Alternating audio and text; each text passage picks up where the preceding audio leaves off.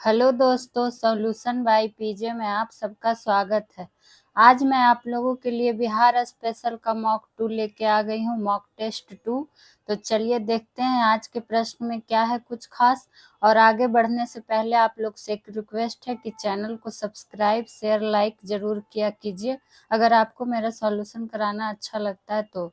चलिए बढ़ते हैं पहले प्रश्न की ओर।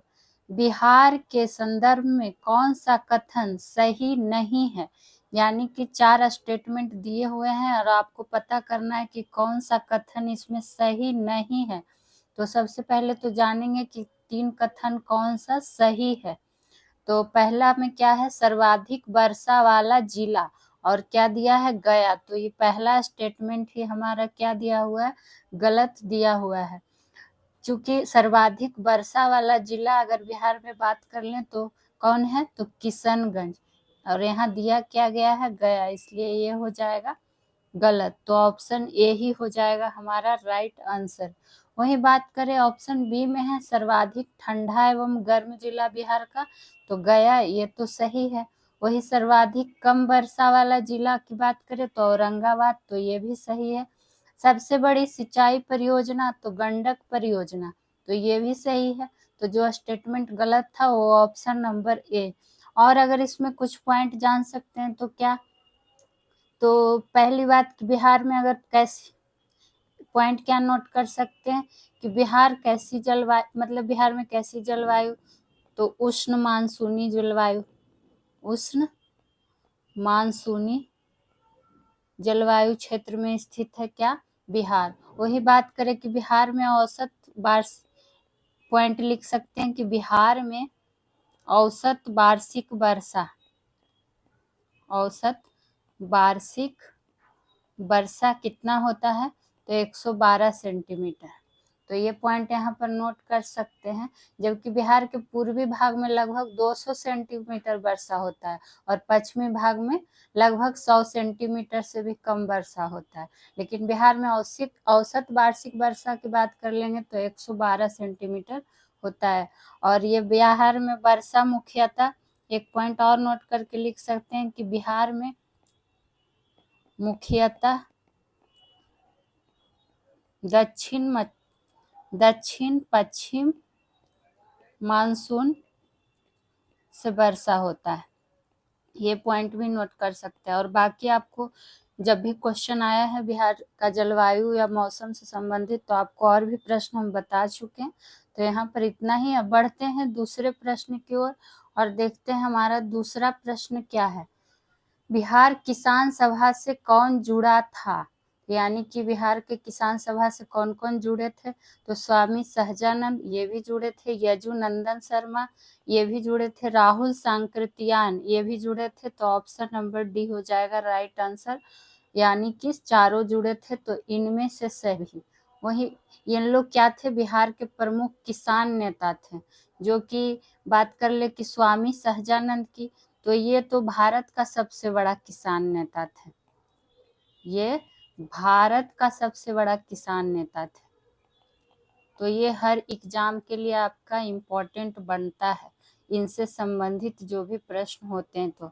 और आपको पता है कि किसान सभा, प्रांतीय किसान सभा, अखिल भारतीय किसान सभा, तीनों के अध्यक्ष कौन थे, तो स्वामी सहजानंद सरस्वती ही थे। तीनों प्रांतीय जो कि आपको हम बता चुके हैं। और क्या, स्वामी विद्यानंद, एक और नाम आता है स्वामी विद्यानंद। इन्होंने किसानों के लिए कहाँ नेतृत्व किया था, तो दरभंगा में क्या किया था, किसानों के साथ राजा के विरुद्ध क्या किया था, आंदोलन किया था, किसान आंदोलन। कौन, तो स्वामी विद्यानंद, वही थे वहाँ के नेतृत्व करता। वही बात करें बढ़ैया टाल, कौन टाल, बढ़ैया टाल, ये सब पूछा जाता है एग्जाम में। तो बात करेंगे अगर बढ़ैया टाल क्षेत्र में, तो किसने किया था किसान आंदोलन का नेतृत्व, तो कार्यानंद शर्मा। किसने, तो कार्यानंद शर्मा। और ये सब किसान सभा के इम्पोर्टेंट नाम है। वहीं राहुल सांकृत्यायन, जिनका संबंध बिहार में अंबारी सत्याग्रह से भी है। किससे है, अंबारी सत्याग्रह से भी है। पूछ लेगा कि अंबारी सत्याग्रह का नेतृत्व करता कौन थे, तो राहुल संकृत्यान। और किसान में ने कहाँ से इस क्या कहता है, राहुल संकृत्यान ने कहाँ से किसानों का नेतृत्व किया था, तो छपरा से। वही यदुनंदन शर्मा ने कहाँ, गया, तो गया से किसानों की तरफ से नेतृत्व करता किया था। तो ये सब इम्पोर्टेंट नाम है, इस प्रश्न को जरूर ध्यान रखिएगा। चलिए अब बढ़ते हैं तीसरे प्रश्न की ओर और देखते हैं हमारा तीसरा प्रश्न क्या है। तो हमारा तीसरा प्रश्न में क्या है, कौन सा थर्मल पावर प्लांट बिहार में स्थित नहीं है। यहाँ देखिए आपसे नहीं है पूछा जा रहा है, तो ऐसे क्वेश्चन को जरूर ध्यान से पहले पढ़ना है। तो बात जब पूछ रहा है नहीं है तो जानेंगे पहले तो कि कौन कौन सा है। तो मुजफ्फरपुर में है, बरौनी है, कहलगांव है, लेकिन औरैया है जो थर्मल पावर बिहार में स्थित नहीं है। तो ऑप्शन नंबर सी हो जाएगा राइट आंसर। यही बात करें तो अगर ये बिहार में नहीं है औरैया, तो है कहाँ, तो Auraiya thermal power plant Auraiya जिला में कहाँ है, उत्तर प्रदेश में, उत्तर प्रदेश में। ठीक, और अब आइए देखिए ऑप्शन ए में है क्या, मुजफ्फरपुर, जो कि मुजफ्फरपुर काटी थर्मल पावर, किसका, काटी थर्मल पावर प्लांट ही है जो कहाँ है, मुजफ्फरपुर में। ठीक, इसी के नाम पे रखा गया काटी मुजफ्फरपुर थर्मल पावर स्टेशन। वही बात कर ले क्या कहता है, और कौन हो गया, बरौनी का अगर पूछ ले कि बरौनी थर्मल पावर स्टेशन को कब स्थापित किया गया था, तो 1962 में स्थापित किया गया था। किसको, तो बरौनी थर्मल पावर प्लांट को 1962 में क्या किया गया था, स्थापित किया गया था। ठीक, और एनटीपीसी के अंतर्गत ही कहलगांव पावर प्लांट स्टेशन कार्यरत है, जो कि ऑप्शन डी में है, किसके अंतर्गत, तो एनटीपीसी के अंतर्गत।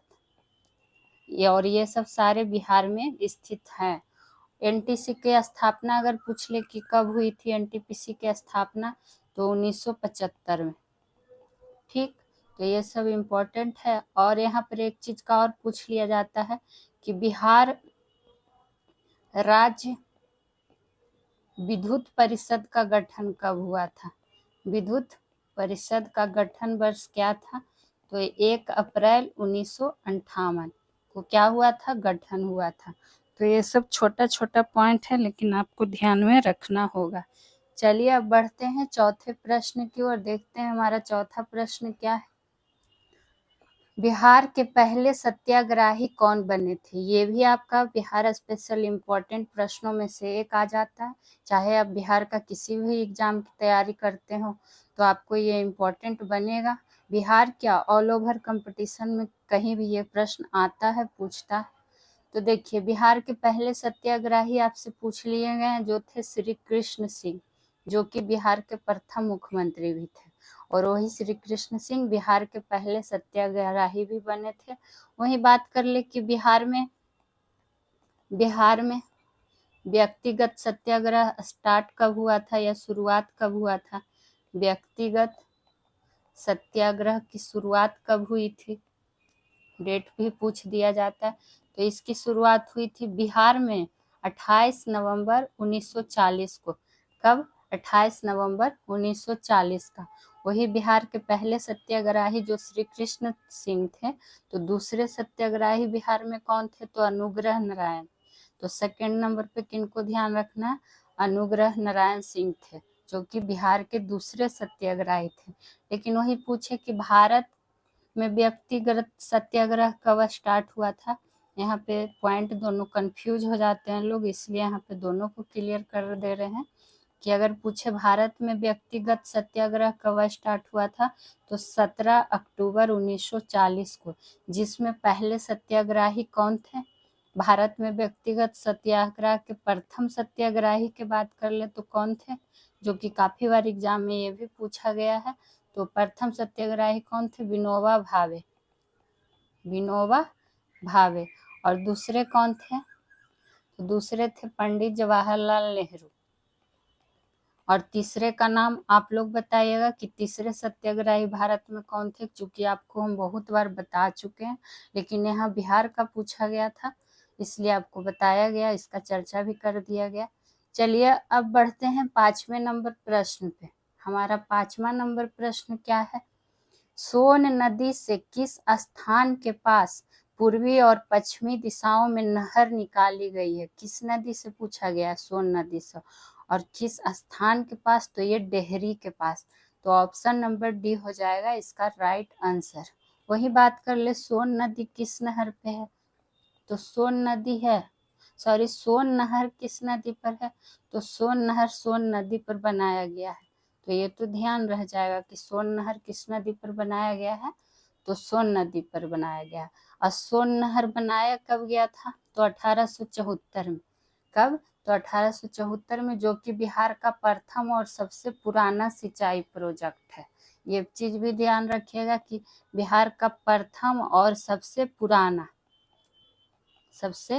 पुराना क्या है? सिंचाई प्रोजेक्ट है।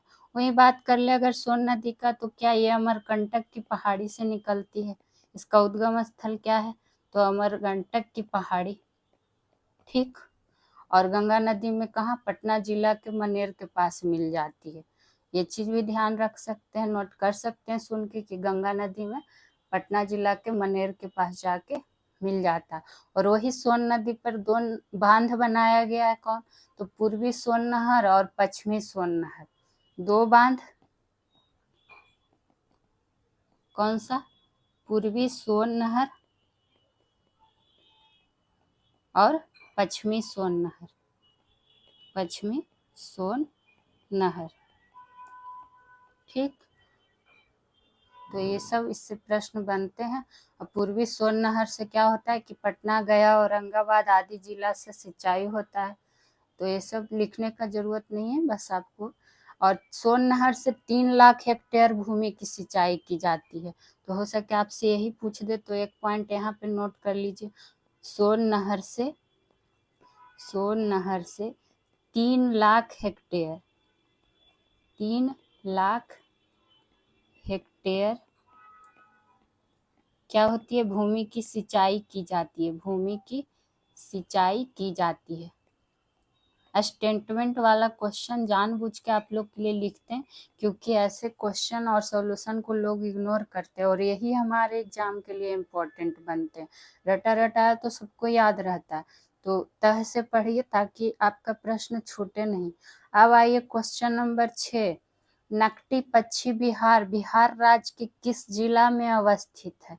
कौन सा पूछा गया आपसे? नकटी पक्षी बिहार, या नकटी झील भी रह सकता है। तो बिहार राज्य के किस जिला में स्थित है? ये है जमुई जिला में। तो ऑप्शन नंबर ए हो जाएगा इसका राइट आंसर।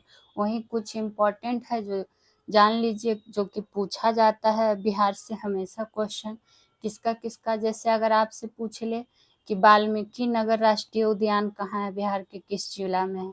वाल्मीकि नगर राष्ट्रीय उद्यान, तो ये कहाँ है? तो पश्चिमी चंपारण। पश्चिमी चंपारण।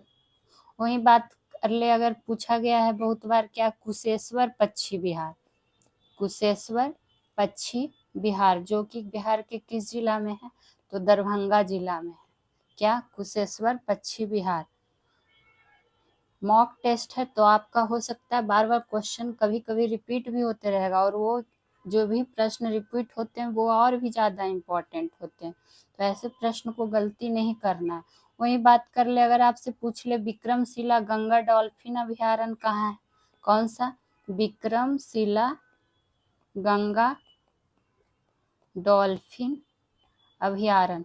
तो ये आपका कहाँ हो जाएगा? ये आपका कहाँ है? भागलपुर में।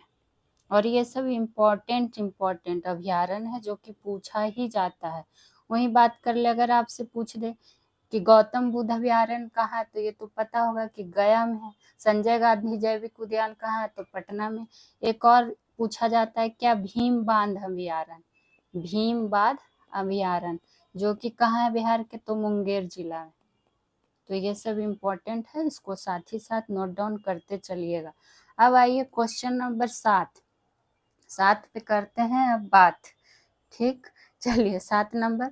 1937 में बिहार विधानसभा के अध्यक्ष के रूप में कौन से निर्विवाद थे पूछा गया है, तो वो कौन थे, तो राम दयालु सिंह। ऑप्शन नंबर बी हो जाएगा राइट आंसर।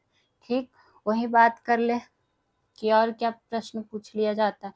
चूंकि यहाँ अध्यक्ष का आया है, जो कि हम जान गए कि कौन हो गए, कौन बने थे, राम दयालु सिंह अध्यक्ष के रूप में निर्विवाद चुने गए थे, और ये श्री कृष्ण सिंह के नेतृत्व में चुने गए थे। ये चीज भी ध्यान रखना है, किनके नेतृत्व में, तो श्री कृष्ण सिंह के नेतृत्व में। ठीक, और 1937 के चुनाव में ही सबसे पहले मोहम्मद यूनुस को बिहार का प्रथम प्रधानमंत्री बनाया गया था। बिहार का उस टाइम प्रधानमंत्री, तो बिहार का प्रधानमंत्री 1937 में किसको बनाया गया था, किसको, मोहम्मद यूनुस को। ये चीज ध्यान रखिएगा। ठीक, वहीं बिहार का प्रथम राज्यपाल की बात कर ले, अगर पूछ दे कि बिहार का प्रथम राज्यपाल कौन थे, किसको बनाया गया था, तो जय रामदास दौलत राम। ठीक, बिहार का प्रथम मुख्यमंत्री का बात कर ले तो श्री कृष्ण सिंह। प्रथम मुस्लिम मुख्यमंत्री का बात करेगा तो अब्दुल गफ्फार। और बिहार में सबसे कम अवधि तक रहने वाले मुख्यमंत्री का बात करेगा तो सतीश प्रसाद सिंह। और बिहार के प्रथम हरिजन मुख्यमंत्री पूछ दे तो भोला पासवान शास्त्री। तो ये सब कुछ है, बस सुन के भी आप ध्यान में रख सकते हैं। तो चलिए, अब इसमें कुछ और खास नहीं, बढ़ते हैं आगे प्रश्न की ओर और देखते हैं हमारा 8वां प्रश्न क्या है। तो 8वां प्रश्न हमारा क्या है, जान लेते हैं। हमारा 8वां प्रश्न है, बिहार में कौन सा अक्सोबा आकार की झील है। कौन झील है, तो अक्सोबो आकार की। अब पूछिएगा अक्सोबो क्या है, तो अक्सोबो झील उसको कहा जाता है, मतलब उसका निर्माण कब होता है, जब नदी में एक घुमावदार रास्ता है और नदी का बाकी हिस्सा से क्या हो जाता है, अलग हो जाता है, तब उसी को कहा जाता है कौन सा झील, तो अक्सोबो झील। जो कि इस यहाँ पूछा गया है कि चारों में कौन सा है, तो वो है आपका कांवर झील। तो ऑप्शन नंबर ए हो जाएगा राइट आंसर। और बिहार का कांवर झील किस जिला में स्थित है, तो बेगूसराय में। और रामसर साइट में, रामसर स्थल में शामिल होने वाला पहला क्या था, झील ही था। शामिल होने वाला पहला स्थल क्या था, ये कांवर झील था, जो कि बेगूसराय का। और ये प्रश्न काफी बार पूछा जा चुका है। ठीक, तो और कांवर झील के पास कौन सा मंदिर एक है जो पूछ लिया जाता है, तो उस मंदिर का ध्यान रखिएगा। क्या नाम है उस मंदिर का, हाँ, जय मंगल। मंदिर में क्या होता है, मंगल ही मंगल होता है। तो जय मंगलगढ़ नाम का एक मंदिर प्रसिद्ध है इसके पास, जो कि पाल वंश के शासकों द्वारा बनाया गया था। कटिहार में कौन सा झील है, तो कटिहार में है आपका गोगा बील झील। कौन झील, गोगा बील झील है जो आपका कटिहार में स्थित है। तो ये ध्यान रखिएगा। और यही है कांवर झील, जो कि ऑक्सोबो आकार की झील है। चलिए, अब बढ़ते हैं अगले प्रश्न की ओर। हमारा अगला प्रश्न है 9 नंबर, जो कि देखते हैं क्या है 9 में। बिहार राज्य में कौन कौन से राष्ट्रीय राजमार्ग गुजरते हैं, तो कौन कौन से गुजरते हैं, तो NH2 भी गुजरते हैं, NH28 भी, NH30 और NH31। तो यानी कि ऑप्शन नंबर डी हो जाएगा। तो इसका राइट आंसर हो गया उपरोक्त में से सभी। जो कि वही बात अगर आपसे पूछ ले कि बिहार से होकर गुजरने वाली राष्ट्रीय राजमार्गों की संख्या, कुछ पॉइंट आप लोग सुन के भी नोट डाउन खुद से करिएगा। उतना चीज लिखना पॉसिबल नहीं है, जितना रहता है हम खुद लिख देते हैं। तो राष्ट्रीय राजमार्गों की संख्या बिहार से होकर गुजरने वाली की कितनी है, तो 42। तो हो सके आपसे ये संख्या पूछ दिया जाए, इसको ध्यान रखिएगा। वही बात कर ले, अगर पूछ दे कि बिहार में राष्ट्रीय राजमार्ग में सबसे लंबा राष्ट्रीय राजमार्ग कौन सा है, तो सबसे लंबा, बिहार में हम बात कर रहे हैं, सबसे लंबा राष्ट्रीय राजमार्ग कौन सा है, तो NH31, जो कि हमारा ऑप्शन नंबर सी में दिया हुआ है। ठीक, और बिहार में अगर वही छोटा का बात कर ले, तो जब पूछेगा छोटा का, बड़ा का तो जान गए NH31, लेकिन छोटा पूछेगा तो NH133B, उसका यही नाम है NH133B। तो ये सब छोटा छोटा पॉइंट है, इसको नोट डाउन जरूर करते चलिए। अब बढ़ते हैं 10वें प्रश्न की ओर, देखते हैं हमारा 10वां प्रश्न क्या है। बिहार राज्य में अवस्थित वाल्मीकि राष्ट्रीय उद्यान की स्थापना कब हुई थी?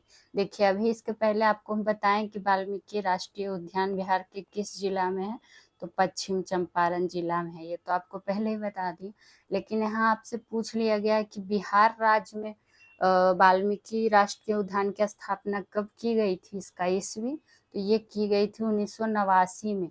तो ऑप्शन नंबर सी हो जाएगा राइट आंसर। लेकिन अगर आपसे सिर्फ पूछे कि वाल्मीकि वन्य जीव अभयारण्य की स्थापना कब की गई थी, तब क्या हो जाएगा 1978। दोनों में अंतर है। और क्या कहता है, यही बात कर ले वाल्मीकि राष्ट्रीय उद्यान की, जो कि बिहार के पश्चिमी चंपारण जिला में अवस्थित है। लगभग 880 वर्ग किलोमीटर क्या है क्षेत्र में फैला हुआ है और बिहार का एकमात्र राष्ट्रीय उद्यान है। और ये नेपाल के राजकीय चितवन नेशनल पार्क से सटा हुआ है। तो ये लिखने की जरूरत नहीं है, बस जानकारी के लिए आपको बता दी। तो यहाँ पर हुए 10 प्रश्न हमारे समाप्त, और 10 प्रश्न से आपको बहुत सारी चीज़ों का जानकारी मिला। और इसी तरह का आपको डेली हर विषय का मॉक टेस्ट अभी कराया जा रहा है TRE 4 के लिए। और भी आप किसी भी एग्जाम की तैयारी कर रहे हैं तो आपके लिए हेल्पफुल रहेगा। तो प्लीज़ आप लोग चैनल को जितना हो सके सब्सक्राइब कीजिए, लाइक कीजिए, शेयर कीजिए। आइए अब 11 नंबर क्वेश्चन पे देख लेते हैं। 11 में क्या है हमारा, बिहार में काले गेहूं की खेती कहाँ पर शुरू की गई? देखिए, ये कुछ अलग प्रश्न हो जाता है, चूंकि काला गेहूं जो कि बहुत कम लोगों को पता होता है। तो कुछ लोग तो ऐसे भी सोचेंगे हाँ गेहूं की तो काला होता है, लेकिन यह लीजिए इसका खेती का शुरुआत हो भी चुका है। कहाँ? तो दरभंगा में। तो ऑप्शन नंबर सी हो जाएगा इसका राइट आंसर। तो दरभंगा जिला ही है जहाँ पहला बार एक किसान ने क्या किया, गेहूं का नया प्रजाति काला गेहूं का खेती किया है। फिर कौन सा गांव में दरभंगा जिला का, तो जाखड़ गांव में। जाखड़ हो सकता है आपसे गांव ही पूछ दे, तो दरभंगा जिला का कौन सा गांव है, जाखड़ गांव है, जाखड़ गांव। और काला गेहूं है जो किस रोगी में किस रोगी के लिए लाभदायक रहेगा काला गेहूं, अगर किसी को कैंसर है, शुगर है, मोटापा है, तनाव है, तो आदि ये सब रोगी के लिए क्या है, काला गेहूं का आटा खाइए, लाभदायक है उसके लिए। तो ये सब इम्पोर्टेंट है। और क्या, और गेहूं का काला रंग किसकी वजह से होता है, ये भी पूछ लिया जा सकता है कि गेहूं का काला रंग किसकी वजह से, तो उसका एंथोसाइनिन की वजह से। किसकी वजह से, तो एंथोसाइनिन की वजह से गेहूं का रंग काला होता है। ठीक, चलिए अब बढ़ते हैं 12वें प्रश्न की ओर। और आप लोग टेलीग्राम ग्रुप भी ज्वाइन कर लीजिए, डिस्क्रिप्शन में लिंक दिया हुआ है, चूँकि PDF आपको वहीं पर प्रोवाइड किया जाता है। तो आप लोग जितना हो सके उसको भी लिंक को क्लिक कीजिए, जाके उसमें जुड़ जाइएगा। अब आइए क्वेश्चन नंबर 12। बिहार में 1857 के सिपाही विद्रोह के नेतृत्व करते। ये क्वेश्चन तो इतना बार पूछा गया है, किसी भी एग्जाम में पूछा गया है। खास करके बिहार का तो कोई ऐसा पेपर नहीं है जिसमें लगता है ये पूछा ना गया है। तो बिहार में 1857 के सिपाही विद्रोह का नेतृत्व करता किसने किया था, तो कुंवर सिंह ने। 2 बार कुंवर लिखा गया, तो एक बार कट कर। कुंवर सिंह जी ने क्या किया था, बिहार में 1857 के विद्रोह का नेतृत्व किया था। ये बिहार में भी कहाँ से, आरा जिला। आरा में जगदीशपुर के क्या थे, ये जमींदार थे और इन्होंने ही नेतृत्व किया था। ठीक, वहीं बात कर दें कि बिहार में सिपाही विद्रोह को विलियम टेलर और बिसेट आयर अंग्रेज द्वारा क्या कर दिया गया था, दबा दिया गया था। रानी लक्ष्मीबाई जी ने झांसी से नेतृत्व करता किया था, यानी झांसी से नेतृत्व करता किया कौन की थी, तो रानी लक्ष्मीबाई। ठीक, और पटना से पूछा जाता है तो पटना से पीर अली ने नेतृत्व करता किया था।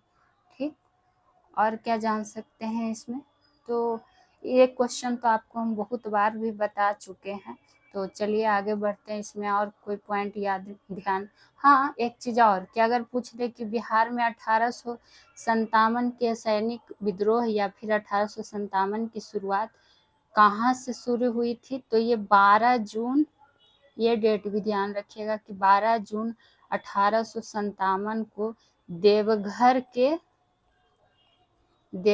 के रोहिणी गांव से शुरू हुआ था।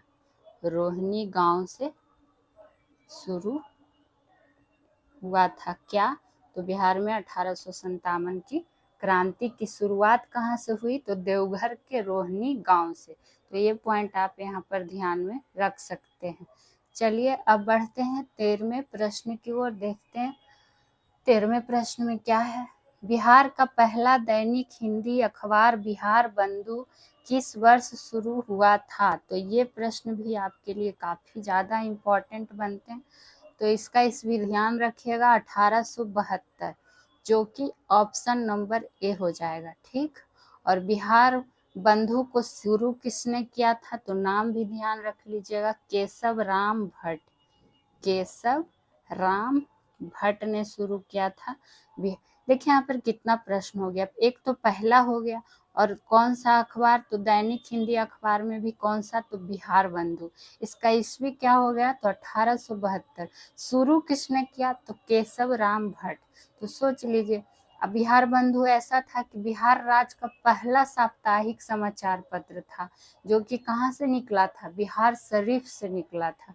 तो सोचिए ये कितना इम्पोर्टेंट प्रश्न हो जाता है हमारे लिए। वही बात कर ले कि अगर पूछे बिहार टाइम्स का प्रकाशन किसके द्वारा, बिहार टाइम्स का प्रकाशन कब हुआ था, तो 1894 में हुआ था। किसके द्वारा, तो महेश नारायण के द्वारा, महेश नारायण के द्वारा। वही भारत में सर्वप्रथम पूछ दे तो कि भारत में सर्वप्रथम समाचार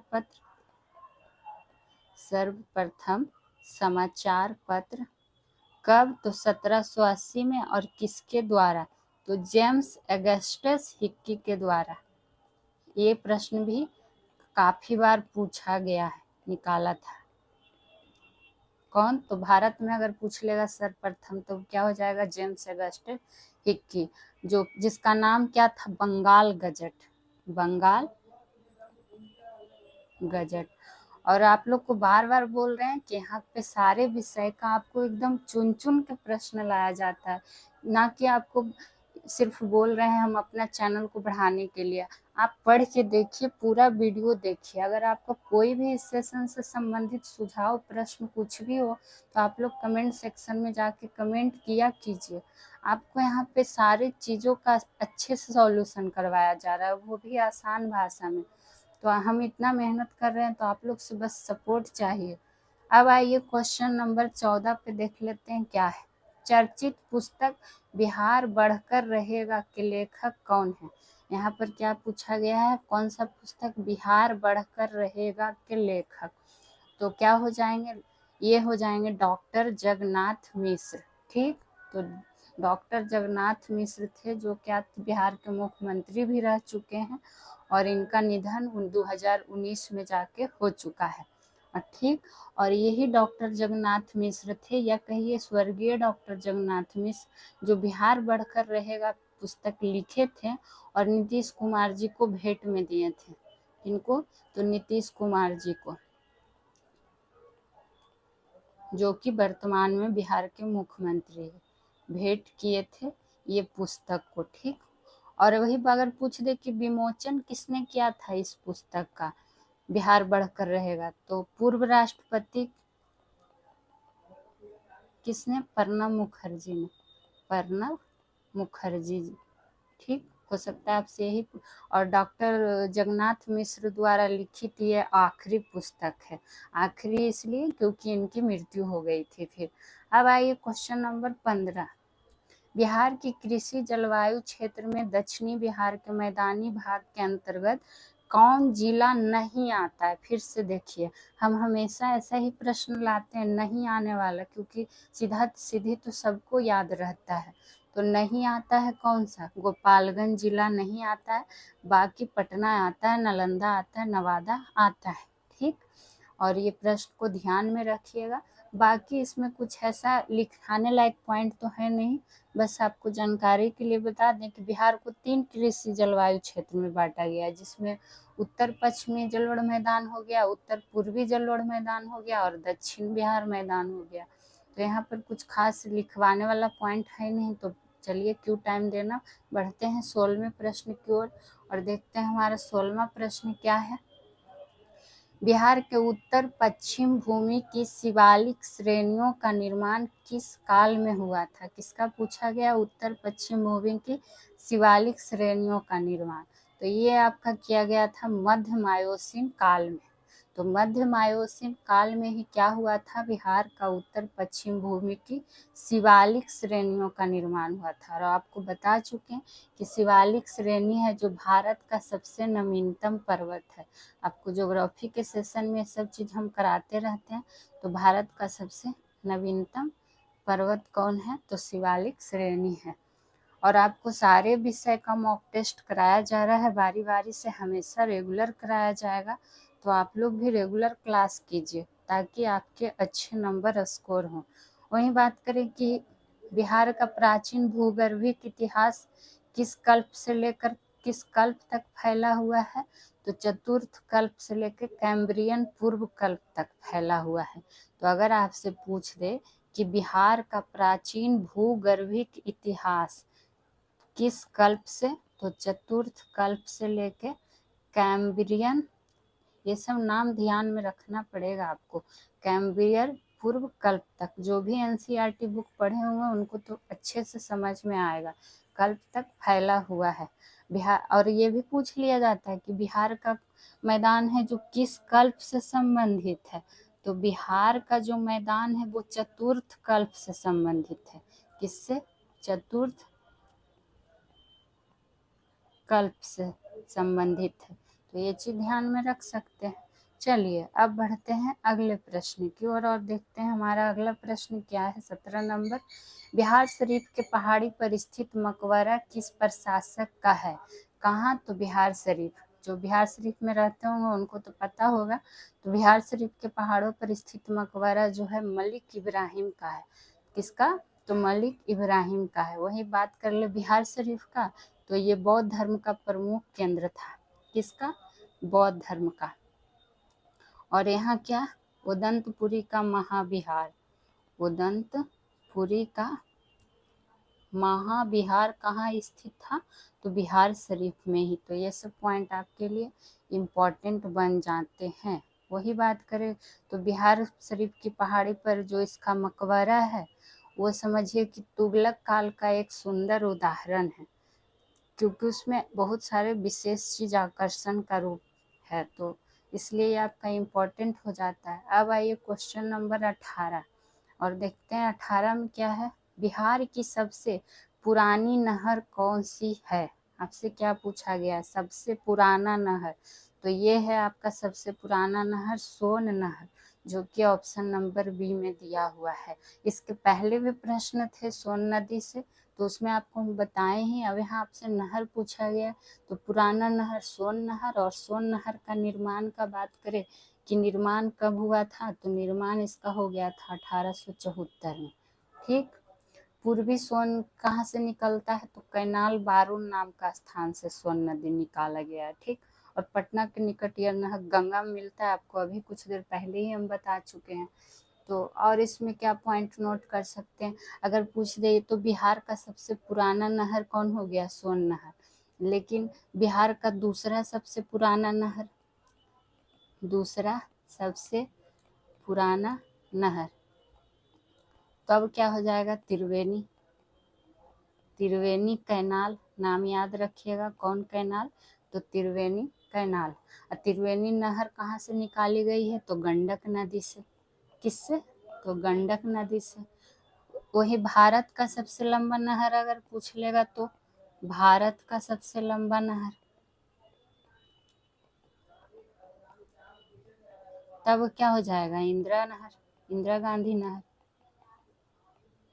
देखिए साथ ही साथ जहाँ पे लगता है कि आपको भारत से भी बता देना चाहिए, क्योंकि कंफ्यूज हो जाते हैं लोग एग्जाम में कि बिहार में कौन होगा और भारत से कौन होगा, तो इसीलिए वहीं पे नोट डाउन करवा दिया जा रहा है साथ ही साथ। अब आइए क्वेश्चन नंबर 19, बिहार के कृषक नेता कौन थे? तो स्वामी विद्यानंद, आपको ये ऐसा प्रश्न में पहले भी बता चुके हैं। स्वामी विद्यानंद थे, स्वामी सहजानंद थे, कार्यानंद शर्मा भी थे, तो इसलिए राइट आंसर क्या हो जाएगा? Option number D. और इनसे संबंधित जानकारी आपको हम पहले के प्रश्न में भी दे चुके हैं, बस प्रश्न का क्या था, घुमा के थोड़ा दूसरा प्रश्न था, पर जानकारी आपको हम बता चुके हैं। चलिए अब बढ़ते हैं आज का 20वां प्रश्न, जो कि है हमारा अंतिम प्रश्न, और देख लेते हैं कि क्या है। नमक सत्याग्रह के दौरान बिहार में लोगों ने नमक बनाने के साथ साथ किस कर का विरोध द्वारा सरकार का विरोध? ये देखिए बहुत बार पूछा हुआ प्रश्न है हर एग्जाम में, तो इसको तो एकदम भूलना ही नहीं है। तो ये कौन सा कर था? तो चौकीदारी कर। तो ऑप्शन नंबर ए हो जाएगा राइट आंसर। और ये सविनय अवज्ञा आंदोलन क्या कहता है?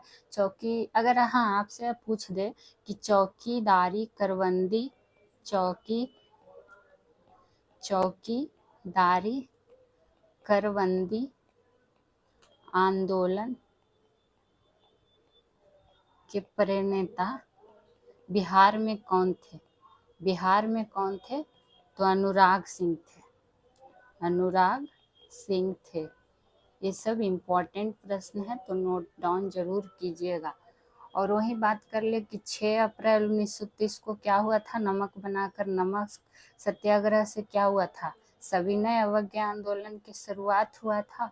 और इसी नमक सत्याग्रह के दौरान क्या हुआ कि चौकीदारी कर का विरोध, सरकार का विरोध किया गया। ठीक। और जो क्या कहता है, महात्मा गांधी ने शुरू किया था सविनय अवज्ञा आंदोलन कब? तो 12 मार्च 1930 को स्टार्ट किया था। कहाँ से? तो साबरमती, साबरमती से दांडी मार्च क्या था? प्रारंभ किया था। और इस आंदोलन में पहला बार ऐसा हुआ था कि बड़ी संख्या में महिला का भागीदारी ज़्यादा था। तो ये सब पॉइंट ध्यान में आप रख सकते हैं। तो आज के लिए इतना ही, फिर मिलेंगे किसी और सब्जेक्ट का मॉक टेस्ट लेके। और रेगुलर सेशन से जुड़े रहिए आप लोग। चैनल को शेयर कीजिए, सब्सक्राइब कीजिए, लाइक तो ज़रूर से ज़रूर कीजिए। आप लोग लाइक करना भूल जाते हैं। तो चलिए फिर मिलते हैं, तब तक के लिए खुश रहिए, मस्त रहिए, स्वस्थ रहिए। Thank you.